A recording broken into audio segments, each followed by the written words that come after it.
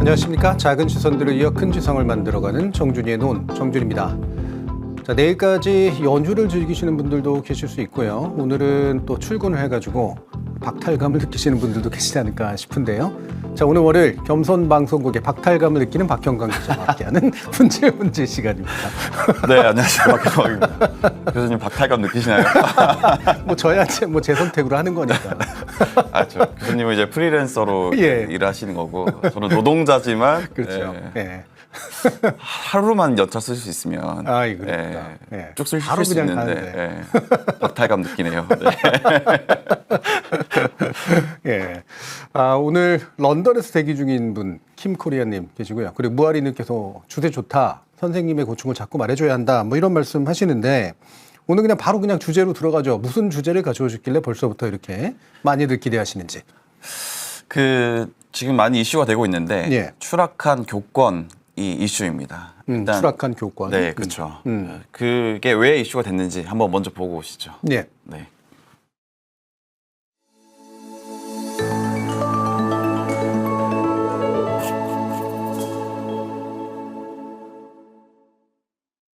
요새 그 소풍도 잘 안 가고 수학여행도 안 가고 그런다고 하대요?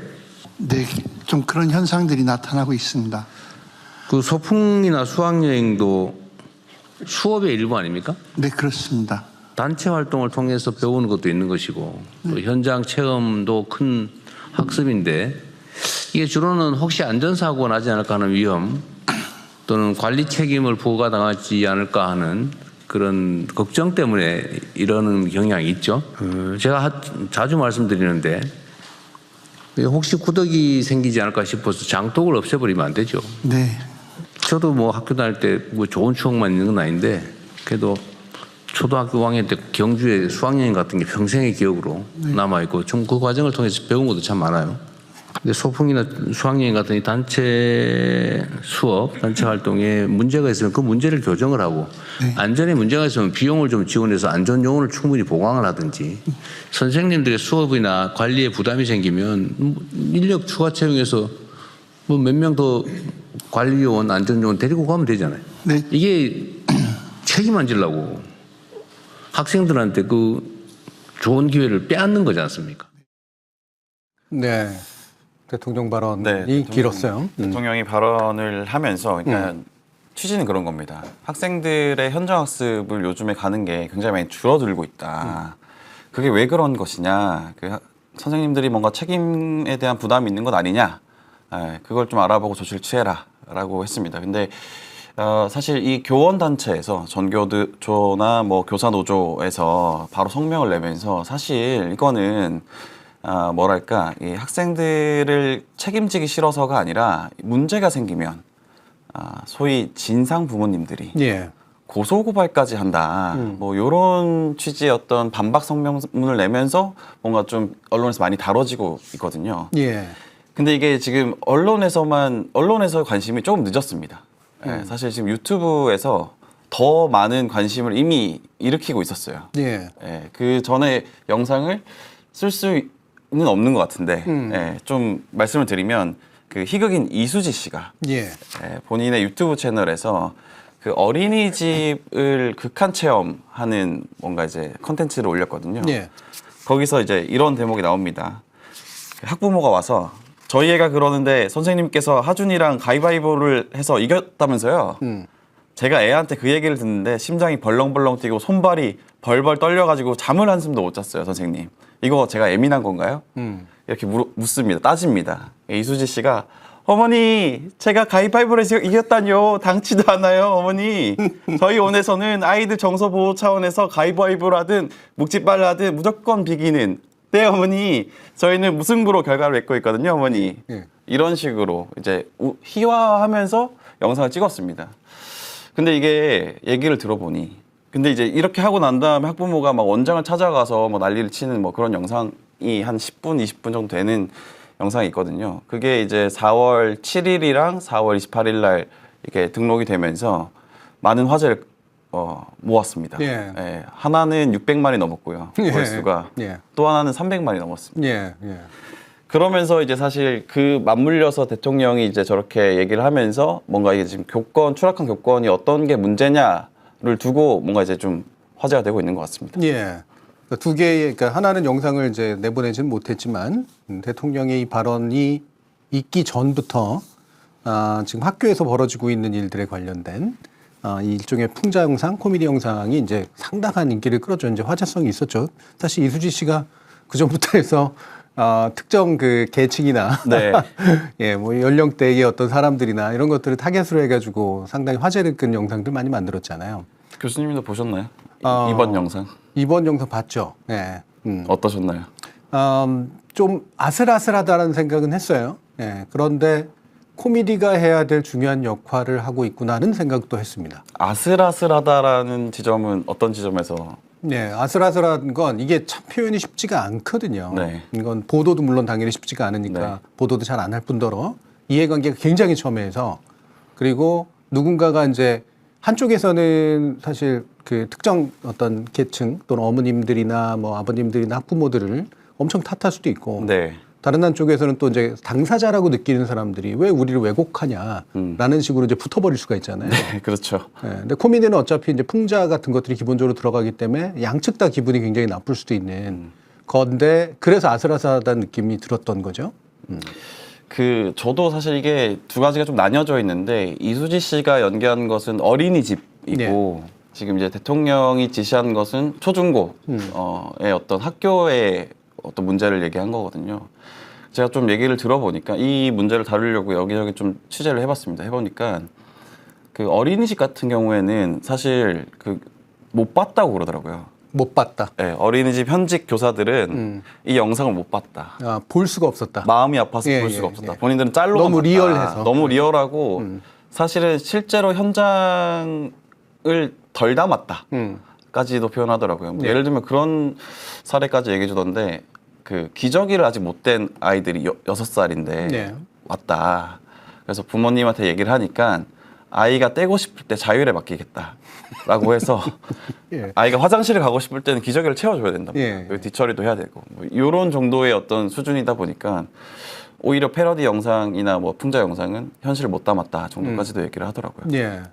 그래서 그 이수지 씨의 그 영상은 그 당사자들이 보기에, 그러니까 그 보육을 하시는 분들이 보기에 너무 리얼할 뿐더러 동시에 사실 현실보다도 오히려 그냥 좀 덜한 면들이 있어서 네, 맞습니다. 예, 마음이 아팠고 그래서 보기도 힘들었고. 근데 이제 대통령의 발언 같은 경우에는 교사 당사자들이 좀 반발도 하지 않았습니까? 그렇죠. 이제 왜냐면은 사실 이게 서희초 사건 기억하시죠? 네. 네, 서희초 사건도 그렇고 2022년 바로 전해에는 속초 체험학습을 갔다가 6학년 초등학생이 그 버스에서 내린 뒤에 후진하는 버스에 치여서 사망하는 사건이 있었는데 그 사건에선 사실 그 담당하던 교사는 그것을 관장할 수 없는 사실 위치에 있었지만 예. 사실 1심에서는 좀 무거운 형을 받았다가 2심에서는 선고유예까지 되는 사건이 있다 보니까 그러고 난 다음에 선생님들은 이게 고소고발로 들어오는구나. 예. 에 대한 어떤 무서움 때문에 뭔가 이제 현장 체험학습을 하기가 꺼려하는 그런 분위기가 있는 건데 이런 사정을 정확하게 모르고 대통령이 발언한 거 아니냐라는 취지로 반박을 하면서 좀 화제가 됐죠. 예. 예. 그러니까 이게 아까 대통령의 이제 이 문제 제기 자체는 저는 필요한 문제 제기를 이것도 약간 아슬아슬한 건데 네. 예, 대통령이 굳이 이것까지 손을 안 대도 되는데도 일부러 손을 댔다는 얘기는 문제의식이 있다는 거잖아요. 네. 그래서 잘 됐다고 보는데 네. 표현에서 보면 이제 구더기 무서워서 장독 담그냐. 구더기 무서워서 장독 담그냐. 구더기 무서워서 장 못 담그냐. 그렇죠. 라고 하는 표현 때문에 이제 아마 약간 발끈하게 된 것 같고요. 네. 그러니까 우리가 구덕이냐, 우리가 이제 이 장을 못 담그는 그런 신세가 된 어떤 사람들, 책임을 져야 되는 어떤 교사들의 입장에서 네. 책임을 안 지려고 요 표현이 또 이제 아마 살짝 자극이 됐던 측면도 그러니까요. 있는 것 같아요. 네. 네. 그래서 제가 현직 교사분들한테 여쭤보니까 그런 얘기를 하더라고요. 요즘에는 찾아오는 체험학습을 한다. 네. 그래서 사실은 교육적 측면에서 예를 들면 뭐 도자기 만들기 찾아와서 도자기 만들고 그리고 풍물패 초청 공연을 보고 또 배워보기도 하고 이런 체험학습을 하는데 교육적 측면에서는 어딘가를 나가서 하는 것과 크게 다를 게 없다. 그래서 이게 필요성 측면에서 봤을 때는 지금도 교육적 측면에서는 다 할 건 다 한다. 이 얘기를 꼭 해달라고 그러더라고요. 예. 그러니까 이게 굳이 나가야 된다라고 하는 것은 오히려 어떻게 보면 뭐랄까요, 그 과거 세대에 있는 분들의 추억의 어떤 그 발로 아닌가. 그렇게 얘기를 하더라고요. 네. 그 대통령도 넉넉지 못한 그렇죠 삶을 살았고 또 학교 교육이나 이런 것에 있어서도 지금처럼 이렇게 뭐 이런 이렇게 뭔가 보살핌 받을 수 있는 교육을 받지 못한 세대니까요. 저보다도 윗세대시니까 더더욱이나 그런데 그러니 이제 9세대들은 이런 그 수학여행도 좀 가고 그래야 되는데 왜 안 가? 네, 라는 그런 생각을 하지만 정서가 있는 거죠. 예, 요즘 아이들은 뭐 여행 갈 건 다 가고 네. 필요한 거는 이제 나가서 하는 학습들은 여전히 진행되고 있는데 그게 이제 사건의 그 약간 일부만을 좀 언급한 게 아니냐라는 생각 이런 것도 있는 것 같으네요. 네. 그래서 저는 사실 이 지점에서 좀 뭐 영상이 하나 더 있다고 하는데 하나 보고 보보죠. 예. 진 팀이 상처받을 수 있으니 무승부입니다.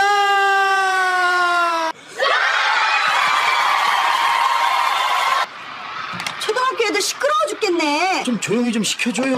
아니 운동회 하는 건 알겠는데 2026년 모범상을 받을 어린이는 따로 문자가 갈 테니 방과 후에 다른 아이들 상대적 박탈감 느끼지 않게 몰래 교무실로 와서 가져가길 바랍니다.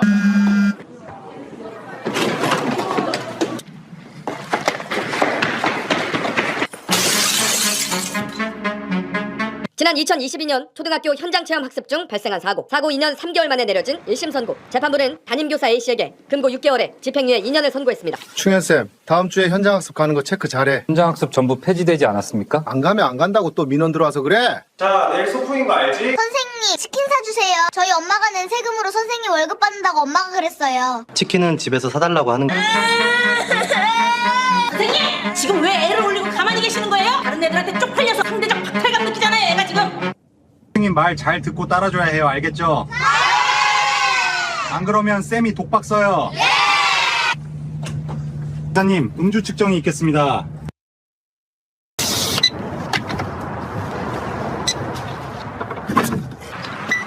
선생님 도대체 언제 출발하실 거예요? 독박도 하기 싫습니다. 저는. 네, 도착하셨어요? 시발 그냥 안 갈래요. 이번 현장학습 결과 매우 좋. 교장이라는 높은 지위로 우리 애들 상대적 박탈감 느끼게 하려고 그러지? 네. 이 영상 자체는 인공지능이 만든 영상인 것 같네요. 섞여 있는 예. 것 같습니다. 예. 네. 그런데 내용은 꽤 사실이라고. 네. 그러니까 이게 저도 저거를 보면서 좀 방금 표현하신 것처럼 아슬아슬하다라는 생각이 좀 들더라고요. 예. 그래서 저는 이 지점에서 질문을 좀 드릴 게 이런 구도에서, 그러니까 지금 보면 어떻게 학부모들을 좀 악마화하고 좌표를 찍고 예. 편견을 가지고 뭔가 이제 그런 언론들이 예를 들면 그런 거죠. 내가 더 충격적인 사례를 가져왔어. 이런 보도들이 계속 이어진단 말이죠. 이런 상황에서는 무엇을 어떻게 보도해야 될 것인가, 언론이. 그런 고민 지점이 좀 있죠. 예. 예.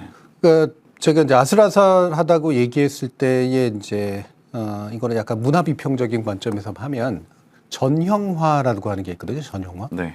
예, 전형화는 특정 계층이나 특정 뭐 집단을 아주 고정된 이미지로, 편견이나 선입견이 포함된 고정된 이미지로 표현해서 뭉뚱그려 표현함으로써 그 대상에 대해서 더 강화된 편견이나 선입견이 만들어지도록 하는 방식이라고 이제 얘기할 수 있어요. 예를 들면 놀부, 그럼 이제 막 푸치푸치 투실투실하고, 흥부, 네. 그럼 되게 마르고, 예, 그러니까 가난한 사람은 마르고, 옛날에는 그렇잖아요.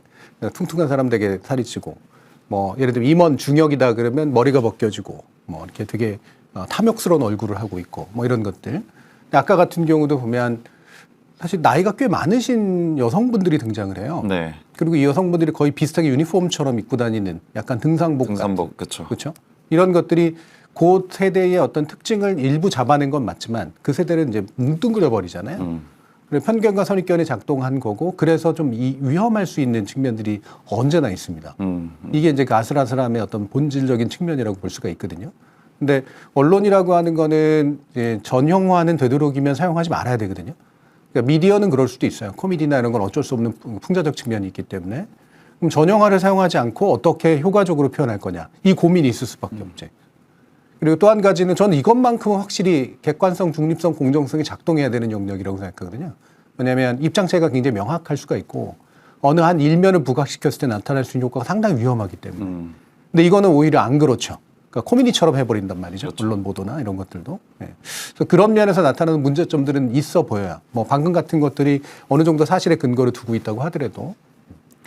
그러니까 이게 사실 보면은 그 서희초 사건 이후에 그 교권보호사법이 통과되면서 사실 직통으로 학부모들이 교사들한테 전화를 못하게 되면서 그러면서 고소고발로 이어지는 예. 현상이 벌어지는 거거든요. 그래서 저는 이 얘기를 말씀을 왜 드리냐면 그러니까 이런 극단적인 사안을 가지고 원포인트로 법을 개정하더라도 근본적인 어떤 상황이 변하지 않는다. 예. 그러니까 이게 사람들의 인식 변화가 필요한 것인데 그런 극단적인 사례를 계속 가져와서 보도를 하는 것이 어떤 우리 사회에 도움이 되느냐라는 측면에서 좀 고민이 있습니다. 예. 네, 고민이 되고 그리고 이게 사실 뭐랄까요? 그 다 사정이 있더라고요.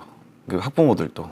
그러니까 말씀하신 것처럼 수학여행 같은 경우에는 지금 과거에는 일제로부터 건너온 문화라고 저는 제가 네. 자료 조사를 했는데 일제로부터 건너왔고 그게 어느 정도 우리 사회에서 뭔가 가족끼리 여행을 가거나 하는 것이 그 변변치 않을 때, 쉽지 않을 때 수학여행으로 얻을 수 있는 뭐 여행의 경험 같은 것들이 컸는데 지금은 그렇지 않다 보니까 굳이 가야 되냐, 굳이 위험을 무릅쓰고 가야 되냐 라는 물음이 있더라고요, 학부모들도. 근데 네. 그것도 일면 타당한 면인데 그런 부분에 대해서는 사실 크게 부각되지 않는 면도 있죠. 네. 그러니까 이게 참 많은 문제들을 안고 있어서 가져오신 거를 보고 저도 참 어려운 문제를 잘 가져왔다. 네.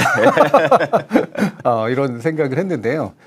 지금 뭐 많은 분들이 또 얘기를 해주십니다. 이제 무아리님께서 주제 좋다고 그러시면서 언론에서 선생님의 고충을 자꾸 말해줘야 한다. 교권 강화가 안 된다는 분들도 꽤 계시는데 강화가 아닌 보호가 필요하다. 인격적인 존중이 되지 않고 책임을 모두 지게 하는 게 나쁜 게 아니겠느냐. 체험학습이나 학교 행사도 사실 일부 줄어들고 있는데 선생님을 보호해드리는 게 아이들의 경험이 늘어나는 결과를 갖는 거다라는 그런 아주 체계적인 의견도 이렇게 주셨습니다. 근데 이걸 일단은 좀 약간 잘라가지고 좀 접근해 보면 어떨까 싶은데요. 대통령의 이 이야기를 좀 더 이제 출발점으로 삼아서 보면 저는 대통령은 문제의 포괄적인 면을 일단 의제로 끄는 거다라고 생각을 해요. 사실 교육부 장관이 이제 어쨌든 발언의 당사자니까 그러니까 교육부 관점에서 이제 얘기하다 보면 교육부에게 할 얘기는 선생님들이나 아니면 학교 현장에서 지나치게 책임 회피적으로 운영하지 말아라. 보완책 위주로 가면 되지 않겠느냐라는 말을 한 거고. 근데 전체적으로 보면 이 사안이 발생된 이유를 알긴 알 거 아니에요. 네. 그렇죠? 학교가 학습부모들의 민원에 의해서 시달리다 보니 소극적인 대응 방법을 쓸 수밖에 없는 현실이 있어서 포괄적으로 문제를 해결해야 된다라고 하는 생각에서 꺼낸 의제일 거라고 저는 이제 짐작을 합니다. 즉 지금 학교 현장에서 그런 발생되고 있는 일들은 무엇이며 그 문제의 본질은 무엇이라고 생각해야 되는가. 여기에 대한 이야기가 일단은 좀 필요해 보여요. 네. 그 뒤에 이제 다른 것들을 분석하고 해결하는 데 이제 이야기를 하더라도 어떻게 생각하세요? 저는 사실 모르겠습니다. 이게 대전제가 사실 수학여행으로만 한정을 한다면 수학여행을 가야 한다. 그럼 어떻게 할 것이냐. 네. 를 두고 논의를 하는 거라고 생각을 하는데. 예, 굉장히 좁게 생각하네요. 근데 예. 정말 과연 수학여행이 지금 우리 시대에서 필요한가? 예. 또 고민을 해봐야 된다라고 예. 생각을 합니다. 예, 그거 이제 맞는 말이고 근데 하지만 부분적인 문제 네. 인식이에요. 예, 그러니까 일부를 이렇게 도려내는 방식의 이제 해결법을 이제 써야 되는 거니까 저는 문제의 본질은 변하지 않는다고 생각하거든요. 그렇다고 네. 해서. 예, 그거는 약간은 회피적 방법에 해당한다고 생각해요. 네. 예, 그것만 뺀다고 해서 어린이집 문제가 사라지는 않잖아요. 그렇죠. 당연히. 예. 그러면 결국은 책임 관계의 문제인데 학교 현장, 그러니까 보육 현장과 교육 현장에서 우리는 보육기관과 교육기관에게 우리 아이들을 맡기는 거잖아요. 네. 이 아이들을 맡겼을 때 우리에겐 얼마만큼의 권리와 책임이 있는가. 그러니까 학부모의 관점에서 보면. 그리고 학교 현장이나 보육 현장은 얼마만큼의 의무와 권리가 있는가. 예, 이게 서로 이제 X자로 이제 만나는 거니까 이 두 가지의 문제를 이제 봐야 되거든요. 그렇다면 지금의 이 문제가 발생하고 있는 건 이게 뭔가 잘못 매치돼 가지고 생기는 현상일 거다라고 이제 우리가 짐작할 수 있단 말이죠. 예를 들면 특정 집단의 권리가 지나치게 크고 특정 집단의 의무가 지나치게 크기 때문에 발생할 수 있는 현상일 수도 있단 말이에요. 네. 그러면은 의무를 조금 덜어주고 예. 권리를 조금 빼야 될까요? 그렇죠. 그러니까 만약에 어느 한쪽이 과잉하다면 학부모 집단에게서는 의무를 좀 더 올리고 권리를 좀 더 낮추고 그리고 교사 집단이나 보육 집단에서는 의무를 좀 더 낮추고 권리를 좀 더 높이는 이 방식으로 전체적으로는 접근해야 된다. 만약에 이 진단이 맞다면. 네. 예. 이 진단이 맞는지도 물론 여러 가지 논쟁거리가 있을 텐데 현재 문제의 발생은 대체로 학부모 측의 권리나 이런 것들이 지나치게 상승하고 있는 것처럼 보이고 그러니까 교권 보호 논의가 이제 나오고 있는 거잖아요. 이 경향적으로는 저는 이건 맞다고 보거든요. 적어도. 둘 중에 뭐가 크냐는 아직은 판단하기 어렵지만 경향적으로는 보육이나 교육 쪽의 권리는 줄어들고 의무는 증가해온 과정이었던 건 맞는 것 같아요. 이 추세가 지나칠 정도까지 갔느냐 역전시킬 필요가 있느냐 이 부분에 대한 관심이 필요하겠죠. 그럼 저는 그런 생각이 듭니다. 이게 과거에는 학생들의 인권이 보호받아야 된다라고 예. 해서 지금까지 쭉 왔다가 그럼 이번에는 교권이 보호받아야 된다고 쭉 왔다가 이게 중간에서 미리 발견을 해서 예방할 수 있을 텐데 예. 왜 그 지적을 못할까? 그거는 이제 사실 언론의 기능도 필요하다고 생각을 하거든요. 그 예. 부분에 대해서는. 근데 왜 그럴까 생각해 보면 관심이 없는 거 아닐까? 언론은 교육에 별로 크게 관심이 없는 것 같다라는 생각이 좀 들거든요. 예. 당장 제가 만약에 후배가 있다고 쳤을 때 뭐 선배 그 지금 수학여행을 가는 비율이 굉장히 낮아졌다고 합니다. 그래서 굉장히 큰 문제입니다 하고 들고 왔을 때 네. 킬을 할 것 같거든요. 듣자마자 킬. 예. 재미없다. 예. 예. 그리고 꼭 이렇게 사태가 커져야 어떤 사건이 터져야 이런 문제를 다룰 수밖에 없는 것인가. 예. 그런 어떤 본질적인 딜레마도 있죠. 예. 이것도 이제 언론하고 이제 연결이 되는 건데 뭐 일단 그 문제 그럼 먼저 얘기를 해보면 네. 언론은 언제나 데일리로 살아가는 존재들이잖아요. 네. 예. 지금은 거의 분단위 초단위로 살아가는 존재가 돼버렸기 때문에 문제의 커다란 범위, 그러니까 시간 범위를 넓게 잡고 시야의 범위도 넓게 잡을 수가 없어요. 그런 역량도 안 될 뿐더러 시간도 안 되고 동시에 어떠냐면 다루면 재미가 없어지기 때문에. 네. 예. 재미가 없죠. 재미가 없어지죠. 네.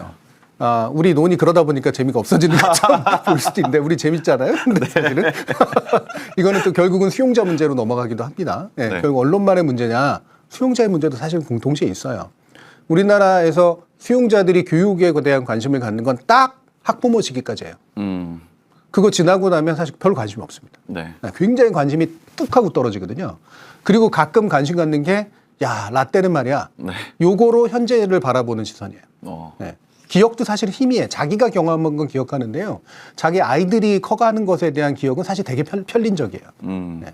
그러니까 교육을 바라보는 시선이 되게 단편적입니다. 알고 보면. 자기 체험 위주적이고. 네. 그렇기 때문에 언론이 뭔가를 포괄적으로 다루고 문제를 깊이 있게 다루려고 해도 이 관심에 부응을 안 해요.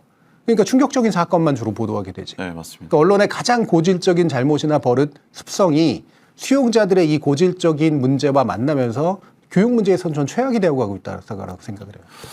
그 사실 뭐 물론 이제 수용자 문제도 저는 있다고 생각을 하는데. 네. 근데 그 언론의 기능이라는 것이 어떤 의제를 발굴하고 던져서 해결책을 찾고 이런 것인데 선제적으로. 네. 그거를 그러면 안 하는 것도 좀 이상하지 않나요? 해야죠. 네, 해야 되는데 그러려면 이제 전문성도 좀 높아져야 되고. 네. 그래야 되는데 이게 경제 사안이나 이런 뭐 외교 사안이나 뭐 이런 것들도 다 전문적인 거긴 하지만 교육 문제의 가장 어려운 점이 뭐냐면 네. 이게 단기간 해결이 안 되는 문제라는 거거든요. 교육 과정이나 이런 거 바꾸는 것부터 해가지고 교육 제도를 바꾸는 건 기타 아마 헌법 바꾸는 것보다도 힘들 정도로 되게 어렵기 때문에 그러니까 호흡을 길게 가지면서 지금 이 문제가 있는데 이 문제를 해결하려면 10년 뒤쯤 제도 변화를 통해서 해결이 거의 되죠. 자선 사업 정도로 해야 되는군요. 예. 운영을. 그러니까 이 교육 문제에 대한 해결책을 내는 데 있어서요. 되게 무책임한 얘기 외에는 함부로 못할. 책임지려면 함부로 못합니다. 네. 맞는 것 같습니다. 네. 그러니까 동력이 떨어지죠. 아무래도. 뭐라도 그래도 딱 반짝 보이는 해결책 같은 것들을 해주면 좋은데 단기적인 해결책을 냈을 때 교육은 굉장히 훨씬 더 안 좋기 때문에 그래서 차라리 얘기를 안 해버리는 게 나은 경우들이 왕왕 있어요. 네. 저도 정확하게 그렇게 생각을 합니다. 네. 이렇게 언론이 어떤 대안을 제시하기에는 너무 이해관계가 첨예하게 대립되어 있는 지점이다 보니까 괜히 민감한 걸 건드렸다가 사실 그 언론사가 상당한 공격이나 좀 난처한 상황에 네. 처하게 마련이거든요. 네. 네. 그래서 저는 언론사에는 이 정도는 대비가 되어 있어야 된다고 생각을 하는데요. 예를 들어 서희초 사건 같은 경우에는 교사의 어떤 어려움이 들어갔고 학부모들의 과잉 민원의 문제, 하지만 아직도 밝혀지지 않은 이 부분이고요. 그 반대로 이를테면 세월호 사건이라든가 이건 물론 교사의 문제는 아니긴 합니다만 실제로 교육 현장 예전에 보면은 뭐 그 시랜드 사건이었나? 그래서 수학여행 갔다가 붕괴해가지고 아이들 죽은 그런 적 사건 있죠. 이거 꽤 많았어요. 네. 그러니까 이런 사건들을 많이 겪었던 세대가 지금 학부모가 돼 있어요. 그러니까 자신들이 그 비슷한 시기를 겪었거나 그거를 지켜봤던 사람들이 아이를 낳아서 이제 막 키워야 되는 그런 상태에 좀 와 있거든요. 그러니까 전체적으로 학부모들의 권리의식이 지나치게 높아지는 추세도 있었던 것도 맞지만 이 중간중간에 우리 학교가 좀 비대해지는 과정을 겪으면서 아이들이 너무 많았고 그러다 보니까 수많은 집단 사건들이 일어났거든요. 그러니까 이것이 투영되면서 자신의 아이들이 혹시라도 안전 문제가 생기지 않을까? 그리고 아이한테 올인하는 그런 이제 그 보육 환경, 교육 환경이 되다 보니까 내가 요만큼이라도 내가 잘못하면 우리 아이의 미래에 심대한 문제가 생기지 않을까라는 일종의 히스테리아적인 그런 상태가 만들어져 있거든요. 그러다 보니 이걸 진상부모라고도 표현하지만 좀 지나치게 민감해진 세대가 학부모가 되는 쪽으로 점점 더 가고 있다. 그 진단을 하셨으니 저도 한번 나름대로 진단을 해보자면 왜 이렇게 극성 맞아졌을까 부모들이 그 맞벌이를 하면서 그 보육의 기간이 굉장히 길어졌다라고 하더라고요. 그러니까 예를 들면 저희가 뭐 만 1세부터 되면 거의 어린이집을 보내잖아요. 몇 개월 됐을 때부터. 그러다 보니까 학교를 들어가기 전에 한 7년 정도는 계속 어린이집이나 뭐 유치원을 다닌다는 거예요. 근데 거기서는 사실 학교는 교육기관이다 보니까 뭐 보육을 해달라는 요구가 있으면 할 수는 있지만 그래도 거절할 수 있는 명분이 있는데 유치원이나 어떤 어린이집은 보육을 정말 전담을 해야 되는 상황까지 온다는 거예요. 그러다 보니까 뭐 하나부터 열까지 다 해준다. 그런 기간이 한 6에서 7년 정도 되다 보니까 학교에 들어가면 그 습성이 그대로 남아 있다는 얘기도 하더라고요. 네. 그러니까 예를 들면 뭐 학교에 가서도 애 약 시간이니까 약을 먹여달라라고 실제로 그렇게 요구하는 부모들도 있고. 네. 근데 이제 사실 선생님은 의료인이 아니다 보니까 그렇게 할 수는 없거든요. 네. 근데 그런 요구하는 것도 있고 애들도 인식이 많이 달라졌다 그러더라고요. 네. 그러니까 초등학교 1학년만 돼도 선생님한테 와서 놀아달라고 한대요. 그러니까 교육을 받으러 왔다라는 게 아니라 보육을 받으러 온 그 상태 그대로 오는 거죠. 네, 네. 놀아달라고 하고 선생님들이 훈육을 하거나 가르치거나 해도 애들이 굉장히 그 짓궂은 표정으로 선생님을 바라본답니다. 네. 왜냐하면 선생님의 말이 어차피 나에게 먹히지 않는다라는 것을 벌써부터 학습해서 깨닫고 있다고 하더라고요. 그렇죠. 사실 그런 맞벌이하고 어떤 보육의 기간이 길어진 것도 하나의 원인이지 않을까 생각해 봅니다. 그러니까 지금의 학부모 세대들은 자신들이 어렸을 때 학교에서 되게 폭력적인 상황을 겪었거나 아니면 중간에 이제 학교 과제가 늘어났다는 표현을 쓴 건 우리가 인구가 계속해서 증가했기 때문에 학교 수요가 엄청나게 커졌고 저희 때도 막 그 경주에 수학여행 한번 가면 거의 집단 수용소에 들어가듯이 맞아요. 저도 그랬습니다. 예, 그렇게 했단 말이에요. 그러니까 사회가 너무 지나치게 커지니까 이들을 수용할 만한 공적 기관들이나 사적 기관들이 충분하지 않은 상태에서 엉망인 상태로 우리의 한 8, 90년대를 보냈어요. 그러니까 사고가 나죠. 그러니까 이 사고를 또 본 세대들 또는 경험한 세대들이 이제 학부모가 돼 있단 말이에요. 그러니까 민감도가 올라갔단 말이에요. 네. 그런데 더 문제는 뭐냐면 그들에 의해서 키워진 아이들이 이제 기성세대가 되어가는 학부모가 되어가는 좀 있으면 한 15년, 10년 뒤에 이제 어떤 생활을 한번 보십시오. 그렇죠. 더 난리가 날 겁니다. 네.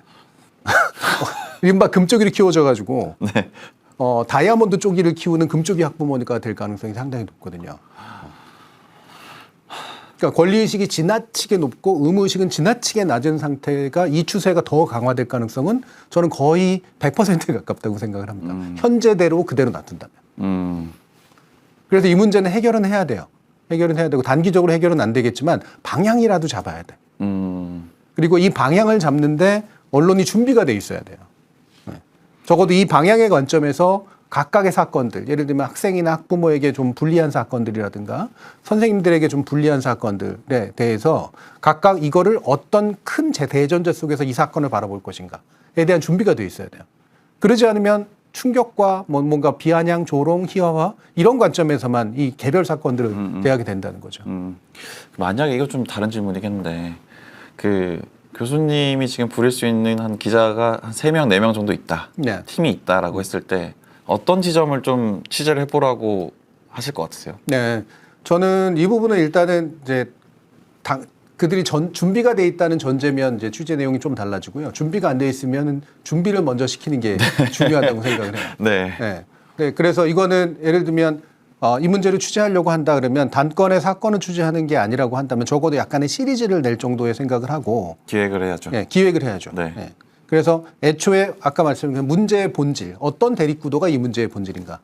이 부분에 대해서 약간의 논의도 하고 발제도 하고 그리고 전문가들이나 뭐 기타 이제 기본 서적이나 되는 것들 이런 것들은 이제 어느 정도 해서 공부하게 하고 그 다음에 취재를 그 다음에 이제 취재가 들어가야 된다고 보거든요. 그렇죠. 네. 이해 당사자들의 목록들을 이렇게 만들어 가지고 이들이 각각 서로 다른 입장이 나올 수밖에 없는 그런 시나리오를 그리고 이 시나리오 안에서 어느 정도의 빈도가 더 크냐, 누구의 입장이 좀 더 우월하다라고 볼 수 있을 정도의 빈도를 가지고 있느냐, 요거를 이제 조사시키는 게 이제 그 다음 단계라고 생각을 해요. 그래서 저는 어쨌든 언론이 지금 할 수 있는 것은 뭔가 이제 제도의 변화라기보다는 인식의 변화를 가져오는 일을 해야 된다라는 네, 생각을 그것도 하는데 중요합니다. 네. 그렇게 하려면 어떻게 해야 될 것인가?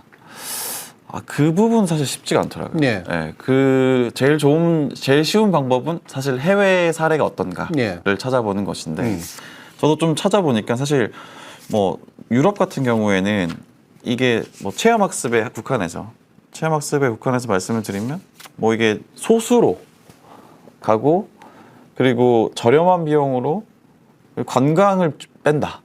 이랬을 경우에 좀 자발적으로 지원을 받는 예, 경우. 예. 약간 프랑스도 비슷하더라고요. 기간은 길지만 소수 인원으로 관광을 빼고 어떤 체험학습, 실제로 교육이 들어가는 예. 그런 부분이 있어서 우리도 어떻게 보면 그런 쪽으로 가야 되지 않나. 그런 부분에 대해서 뭐 좀 추상적이지만 그런 부분에 대해서 좀 기획을 해볼 것 같다 생각이 듭니다. 예. 이런 것들은 이제 뭐 비교적 그래도 쉬우면서도 비교적 의미 있게 할 수 있는 이제 취재 방향이라고 생각을 하고요. 지금 애기야님께서 캐나다에서 애를 키웠는데 여기는 필드 트립 체험학습 가기 전에 사고에도 학교와 교사는 책임이 없다는 양식의 사인이 필요합니다. 그게 싫으면 안 보내는 거죠 이렇게 얘기했는데요. 요게 이제 서구식 방법이죠. 계약으로 해결하는 거. 네. 네. 그러니까 권리와 의무를 사전에 법으로 규정해가지고 그 안에서 문제 해결을 하는 것도 있지만 법은 좀 포괄적으로 규정해 놓고 구체적인 것들은 당사자 간의 계약으로 해결한다. 에 가까운 거예요. 우리도 가능할까요? 네, 우리는 사실 이게 잘 안 될 겁니다. 우리는 계약에 대한 의식이 되게 약한 문화권이거든요. 서양의 개인주의 문화권하고 우리식의 약간 집단주의적 문화권에서는 계약을 그렇게 중시하지 않아요. 네. 계약을 해도 더 목소리 큰 쪽이 이제 원래 약간 더 우위를 차지하는 거기 때문에 네. 그리고 계약을 되게 대충 해요. 우리는 그래서 이렇게 스몰 레터라 그러는데 밑에 조그맣게 써 있는 글씨 잘 안 보고 그냥 해버린다고. 대신 사인까지도 하잖아요. 맞아요. 근데 나중에 보면 이 계약이 얼마나 불공정한 계약이었는지를 발견해가지고 그때 억울하니까 정보 비대칭 때문에 생기는 현상인데 억울하니까 목소리를 키울 수밖에 없어. 네. 그러니까 목소리를 키우는 게 계약을 대체하는 게 나름 의미가 있었어요. 네. 근데 지금은 이제 더 많은 계약들이 등장하는데 이 계약에 우리는 아직 훈련이 잘 안 돼 있습니다. 네. 그러게요. 실제로 해외 같은 경우에는 고의가 있을 경우, 그러니까 어디 체험학습 갔을 때 사고가 나면 교사의 고의가 있거나 정말 중대한 과실이거나 할 때 처벌한다는 정도인데 우리 같은 경우에는 주의 의무 위반을 했을 때 처벌한다. 구체적이지도 않고. 네, 그렇죠. 네, 그러다 보니까 사실 실제 교사분들이 현장에서 겪는 부담이 얼마나 클지는 안 봐도 뻔하긴 하죠. 그럼요. 네. 네. 그러니까 법은 느슨하고 포괄적인데 그럼 계약으로라도 메꿔야 되는데 그게 아니라 케이스 바이 케이스로 메꿔버리고 그때는 권리 의식이 세진 쪽이 훨씬 더 강한 주도권을 갖게 되는 현상. 지금은 저는 교사가 상대적으로 약자와 소수자 입장에 서 있게 된 건 맞다고 보거든요. 이 추세상으로 보면. 근데 이거를 받아 안을 수 있는 구조가 없어요. 교장도 선생님한테 떠넘기지 교장이 스스로가 책임지려고 하지 않고. 그렇죠. 위에 교육청 같은 경우도 마찬가지고. 문제가 생기는 게 싫으니까 웬만하면 문제 만들지 마라 라고 하는 식으로 정책을 짜는 경우가 전 많다고 들었고요. 당사자는 그렇게 얘기 안 하겠지만 이건 마치 군대 같아요. 군대에서 부대장이 승진하고 싶으니까 사건 벌어지면 덮는 거. 군대는 최악의 경우인 거고 학교는 덮지를 못하니까 안 하게 만드는 방식으로. 이렇게 가는 문제들이 근본적으로 존재를 하고 있다고 생각을 하죠. 아, 이건 좀 다른 질문인데 그 체험학습 같은 거 갈 때 제가 이제 다른 그 현직 교사분들 한 3분한테 여쭤봤는데 학부모님들은 보내고 싶어 할까요? 안 보내고 싶어 할까요? 네, 예. 반반일 것 같은데. 그 거의 다 보내고 싶어 한답니다. 예, 예. 오히려 사실 요즘 일하는 분들이 많으니까. 예. 그래서 사실 안전 문제에 대해서 문제 제기를 하시는 분들은 그렇게 많지는 않다라는 거죠. 예, 예. 예. 그렇죠. 물론 이제 통계적으로 잡히지는 않았지만 예, 예. 그 현장의 체감상 그 정도라고 하고 아이들은 엄청나게 가고 싶어 합니다. 그렇죠. 예. 예. 그런데 책임은 선생님들이 다 져야 되는 그렇죠. 경우들이 많죠. 그러니까 이것도 되게 비대칭적이죠. 맞습니다. 그래서 어느 정도의 계약이나 면책 조항들을 만들어내는 건 제도화에서 저는 반드시 필요하다고 생각해요. 그리고 그것이 중요하다라고 인식 변화를 하는 건 문화에서 선생님한테 무조건 맡겨놓는 것이 아니라 내가 어디까지는 내가 책임져줘야 되고 학부모 입장에서 어디까지는 학교에서 또는 외부 단체에서 책임지고 어디까지 요구할 수 있는지 어디까지 면책되는지 그분들이 이 부분에 대해서 내 권리의식이 좀 있어야 문제가 나더라도 그것의 기준을 둬가지고 뭔가 문제를 해결하려고 하게 되니 그거에 대한 인식 전환이 또 필요한 것도 맞긴 하다. 그러니까 법을 촘촘하게 만드는 것도 방법이지만 그것보다는 실제로 개별의 케이스들을 지도하는 가이드라인들이 만들어서 그게 구속력을 갖도록 만드는 거. 이거는 제도에서 되게 필요할 겁니다. 사실 참 오늘은 뭔가 잘 결론이 나기 힘드네요. 네. 왜냐하면 언론이 이런 문제에 대해서 교육 문제에 대해서 좀 어떻게 대응해야 되느냐에 대한 어떤 뭐랄까요 나름의 해법을 찾고 싶었는데 네. 쉽지 않은 문제인 것 같아요. 굉장히 쉽지 않죠. 이걸 쉽다고 생각하지 않고 접근하는 게 저는 오히려 맞다고 보고요. 그러나 제가 아까도 말씀드렸죠. 문제는 반드시 해결해야 된다. 향후 10년 내에 해결해야 된다. 그러지 않으면 금쪽이 다이아몬드 쪽이들이 더 많이 이제 등장하는 아주 그 손댈 수가 없을 정도의 지경에 처할 것이다. 그러니까 그 시급한 문제의식으로 이 문제를 그러나 장기적인 시선에서 쉽지 않다고 생각하고 대해야 된다. 이게 이제 기본 입장이 돼야 된다라고 생각을 하고요. 저는 이 부분에 있어서 흔히 쓰는 프레임을 전 피했으면 좋겠는데 교권과 학생 인권. 이게 대립구도인 것 같잖아요. 네. 네. 근데 이거는 약간 잘못된 대립구도거든요. 학생의 인권은 중요합니다. 이거는 가장 중요하고요. 교사들도 인권이 있잖아요. 교사 인권하고 학생 인권이 대립되나? 그렇지 않죠. 두 가지가 다 원래는 인권상으로 둘 다 존중받아야죠. 그렇죠. 그러면 이 인권이 존중받아야 되는 이건 기본권에 해당하는 것들이니까. 근데 기본권이 아니라 법적 권리에 해당하는 문제. 네. 학생 인권은 거의 기본권에 해당하는 것처럼 느껴지지만 교권은 마치 법적 권리로 강화해 줘야 되는 것 같잖아요. 그렇지 않아요. 이건 교사들에게도 교사로서의 인권이 있는 거죠. 아까 보호해야 된다, 존중해야 된다는 표현이 나오는 게 바로 그겁니다. 상호 간의 기본권을 건드리는 건, 인간으로서의 기본권을 건드리는 건 근본적으로 하면 안 되는 일들이에요. 그러면 그 다음에 단계가 헌법적인 권리 이전에 이제 기본권 이전에 법적 권리 문제를 조율하는 것이 이제 필요한데 이거는 충돌이 일부 일어날 수가 있단 말이에요.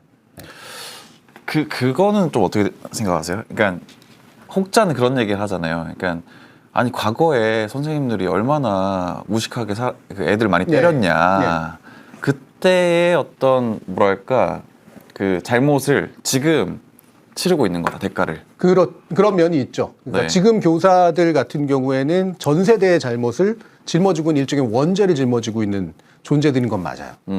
그리고 더 아이러니한 건 지금 교사 세대, 물론 이제 더 어린 교사 세대가 있지만 전교조 이후의 교사 세대들 같은 경우에는 자신들이 참교육 세대다라고 하는 인식이 굉장히 강해서 스스로가 나서서 이제 학생 인권 문제를 먼저 또 얘기하게 되고 그랬단 말이죠. 그러니까 개선하려고 굉장히 노력했던 세대가 학부모들로부터 이지매를 당하고 있다라고 하는 게 아이러니입니다. 네. 물론 모든 교사가 다 그렇다고까지 얘기할 수는 없겠지만 이게 이제 저는 참 문제인 것 같아요. 그러니까 지금까지 교사들은 이 목소리를 많이 못 낸 이유가 기존의 학교의 원죄를 짊어지고 있기 때문에 도덕적으로 우월하지 못하다는 판단을 밑으로 깔고 있어요. 죄인식이 있어서 생긴 문제라는 거지.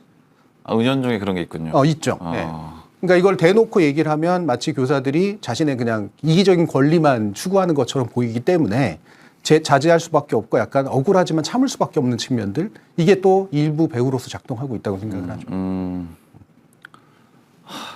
그렇군요. 저는 사실 지금은 좀 시간이 많이 흘렀으니까 예.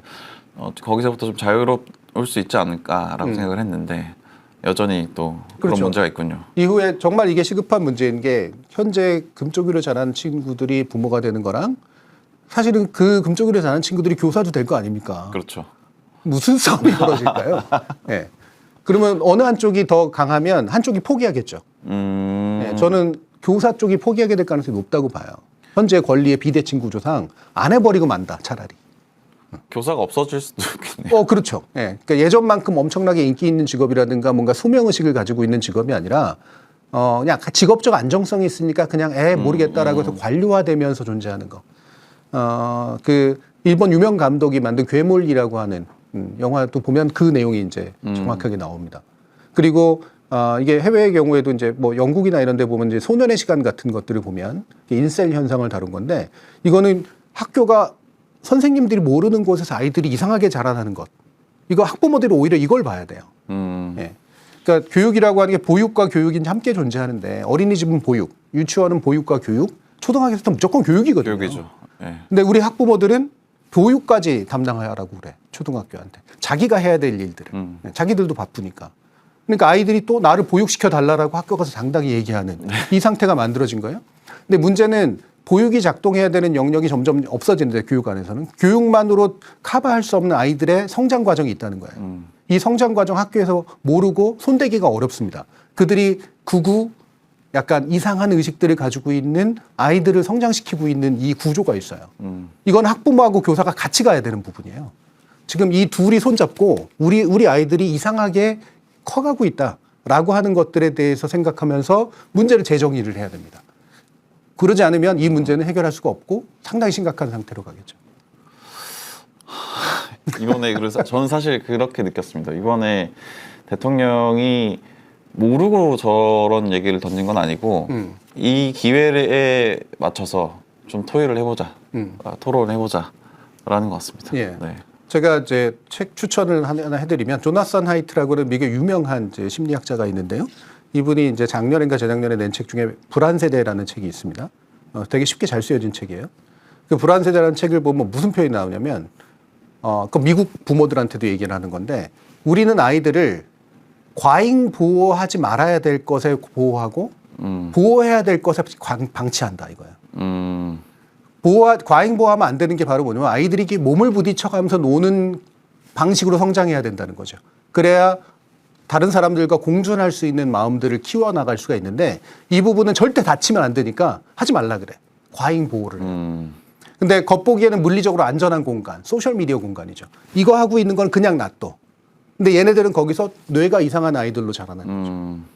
이거는 강력하게 오히려 대우하고, 예를 들면 알코올을 먹지 말라고 하듯이, 담배를 피지 말라고 하듯이 강력하게 대응하고, 아이들이 몸을 부딪혀 때로는 다치면서까지 노는 것에 대해서는 최소한의 안전만 보장되고 나면 그들 간의 놀이 문화로 이제 이렇게 해줘야 되는데, 교사들은 이제 관리만 하는, 그래야 되는데 오히려 보호해야 될 것을 보호하지 않고 방치해야만 안 될 것들을 방치하고 있다. 아, 이거 되게 어려운 문제인 거예요. 왜냐면은 저도 이제 곧 뭐 아빠가 되는데, 그 생각을 해보면 그런 고민을 많이 해요. 그러니까 아이한테 아이패드를 언제쯤 지어줄 것인가. 네. 왜냐면 저도 봤거든요. 그러니까 애들이 클 때 뭐 이제 영상을 보고 있으면은 울지 않는다라는 거를 봤기 때문에 네. 너무 괴롭잖아요. 네. 그래서 그런 고민을 하는데, 이게 또 어떻게 보면은 이 지금 세대의 부모들이 너무 힘들기 때문에 그런 일들이 발생하는 거 아닌가. 네. 몸으로 그렇죠. 다치고 오면 내가 또 해야 될 일이 많아지는 거니까. 네. 그런 생각이 듭니다. 네, 굉장히 중요한 고충을 다음번에 또 한번 얘기하면 좋겠는데요. 저는 저희 아이가 아이패드와 아이폰이 만들어졌을 때 태어난 아이고, 저도 어렸을 때는 맡겼습니다. 왜냐하면 저는 미디어에 굉장히 친화적인 사람이기 때문에 이거 가지고 너무 과잉한 도덕주의로 접근하면 안 된다. 근데 지금은 그로부터 15년, 16년이 지났는데요. 밑에 세대들은 절대 맡기지 마라. 물론 니 다 키웠으니까 그런다 이렇게 얘기할 수도 있겠는데, 예. 이제는 그동안 데이터가 쌓였습니다.